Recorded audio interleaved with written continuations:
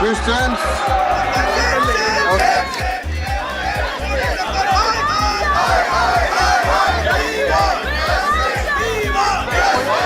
सिर्फ 52 लाख की बात नहीं है, सिर्फ बिहार की बात नहीं है।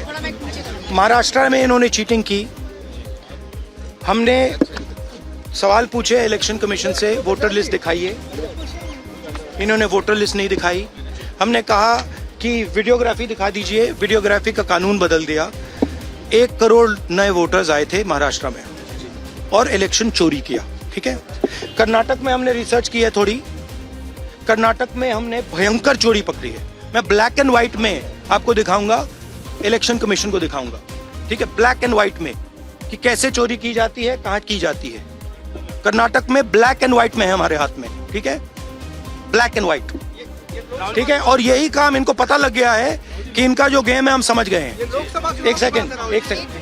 हाँ, लोकसभा चुनाव की बात है। हमने एक कंस्टिट्यूएंसी चुनी, वहां पे हमने डीप डाइव किया। क्योंकि प्रॉब्लम क्या है, ये वोटर लिस्ट देते हैं पेपर में, और पेपर की जब वोटर लिस्ट आती है उसको एनालाइज किया नहीं जा सकता। तो एक कंस्टिट्यूएंसी ने हमने पूरी की पूरी वोटर लिस्ट ली, उसको डिजिटल फॉर्मेट किया। 6 महीने लगे हमने, मगर हमने सारा का सारा मतलब इनका सिस्टम निकाल दिया है। ये कैसे करते हैं, कौन वोट करता है, कहां से वोट होता है, कैसे नए वोटर बनते हैं, पूरा का पूरा हमें मालूम है। चोरी का फॉर्मेट बदल दिया इन्होंने। नहीं, अब इनको समझ आ गई बात। ठीक है, और अब इन्होंने क्या किया है कि अब हम बिहार का पूरा सिस्टम नए तरीके से करेंगे, वोटर डिलीट करेंगे और नए तरीके से वोटर लिस्ट लाएंगे। हिंदुस्तान में इलेक्शन चोरी किए जा रहे हैं, ये रियलिटी है हिंदुस्तान की। कहीं ना कहीं इसमें सरकार की भी साजिश लग रही है कि कहा अपने आप को वो पिछड़ता हुआ महसूस कर रही है बिहार में। बीजेपी सवाल उठा रही है, जिस तरह से अखिलेश जी ने मस्जिद के अंदर मीटिंग की थी, उसको लेकर ऐसा कुछ भी नहीं है, क्योंकि हमारे सांसद हैं, इमाम साहब हैं और उनकी पत्नी, हम सब लोग एक सोशल उसके लिए गए थे वहाँ पे, और वहाँ पे कोई मीटिंग नहीं हुई थी। क्योंकि भ्रमित करने का हमेशा भारतीय जनता पार्टी की नीयत रही है, और जो मूल जो हमारे उद्देश्य है और जो हमारे मूल जो प्रॉब्लम है इस देश की, उससे ध्यान भटकाने के लिए इस तरह की बातें करी जा रही है। मुसलमानों के सबसे बड़ा हितैषी बनने की होड़ बनी हुई है, और छांगुर पे बोल नहीं रहे। मेरा ये पूरी तरह से मानना है कि ये सरकार ना SIR पे बात करना चाहती है, ना पहलगाम की घटना पे बात करना चाहती है कि इंटेलिजेंस फेलियर क्यों हुआ, हमारे देशवासियों ने जान क्यों गंवाई, और ना ही ये ऑपरेशन सिंदूर पे, क्योंकि इतना इम्पोर्टेंट मुद्दा था। और जहां ऑपरेशन सिंदूर से लेके पहलगाम तक बात शुरू हो जानी चाहिए थी संसद के अंदर, तो कहीं ना कहीं इस सब चीजों को छुपाने के लिए ये इस तरह का टारगेट बनाते हुए काम कि बिहार में जो हो रहा है वो कल को जाके देश भर में होने वाला है। वो है कि लोगों का वोट देने का अधिकार भाजपा सरकार चोरी करना चाहती है, छीनना चाहती है। अगर आप भाजपा समर्थक हो, आपके पास वोट देने का अधिकार रहेगा। अगर आप भाजपा के विरोधी हो, भाजपा के विपक्ष आप वोट करना चाहते हो, तो आपका वोट छीना जाएगा।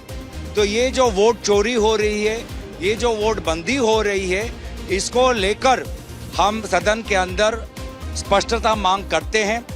वे प्रधानमंत्री, वे केंद्र सरकार जो चुनाव आयोग के चीफ कमिश्नर का नियुक्त करते हैं, आज वे सदन के अंदर क्यों चुप है? अगर चुनाव आयोग अगर इस प्रकार की वोट बंदी का काम बिहार में कर रहा है, तो सिर्फ और सिर्फ इसके पीछे प्रधानमंत्री नरेंद्र मोदी जी और गृह मंत्री अमित शाह जी का अनुमति के पश्चात ही हो सकता है।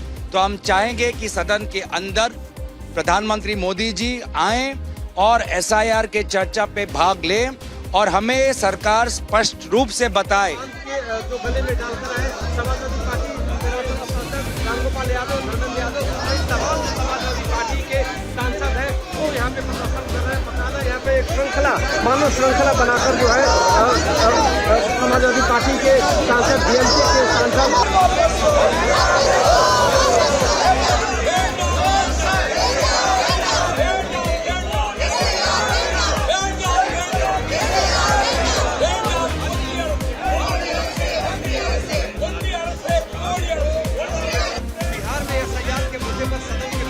আমাদের ভিডিও ভালো লাগলে লাইক এবং শেয়ার করুন। কমেন্ট সেকশনে গিয়ে জানান আপনাদের মতামত। আরও ভিডিও পেতে আমাদের চ্যানেল সাবস্ক্রাইব করুন এবং প্রতি মুহূর্তে খবরের আপডেট পেতে প্রেস করুন বেল আইকন।